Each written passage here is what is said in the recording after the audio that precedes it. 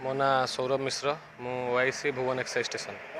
काली आमे विश्वस्त सूत्रु खबर पाइलु जे नुआ भुवन रो बिजू पट्टनायक इंडोर स्टेडियम पाखरे गोटे जगार विपुल मात्रा स्पिरिट पड़ी अच्छी।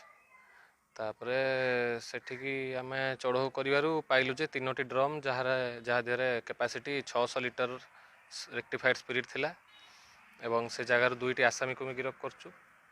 इन्वेस्टिगेशन चलची एवं आउ किए आधर इन्वॉल्वमेंट अच्छी तांको भी आमे खूब शीघ्र धरिबु।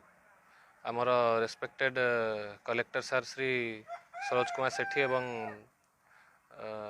सुपरिटेडेंट सर श्री प्रदीप कुमार पाणिग्राही कड़ा निर्देश अच्छी कि एमती बेआईन अबकारी जिनस जमी जिले न पशु ता प्रति एक्साइज डिपार्टमेंट प्रत्येक दिन रेड करुच्छी। आपण मैंने खबर भी पाउथुए। यह द्वारा ये जो स्पिरिट रू एमाने डुप्लिकेट तैयारी करथांदे। ये डुप्लिकेट फॉरेन लिकर पी एमकर किसी माप ये न थाए ताकू पी बहुत लोक मानकर बेसी हार्म भी होता जहाँद्वारा भुवन जेहेतु आगुरी ना थिला जे एठी डुप्लिकेट बना जाए एक्साइज डिपार्टमेंट डेली बेसिस रे चढ़ऊ करी ताकू अटकई थिला। एबे पुणी से माने आरंभ करिवार आमे खबर पाई तांकू ट्रेस करचु एवं या देहरे आउ जे अछंती इन्वॉल्व अछन ता खूब शीघ्र आमे यार अनुमानिक मूल्य 3 लाख टका रहिबो।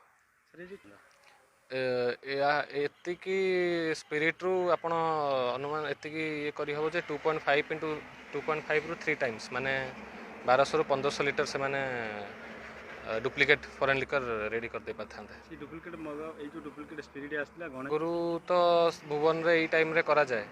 ए वर्ष भी एमती हमकु जतले खबर आसिला आमे संगे संगे जाई चढ़ऊ कलु आगु को एमती चढ़ऊ जारी।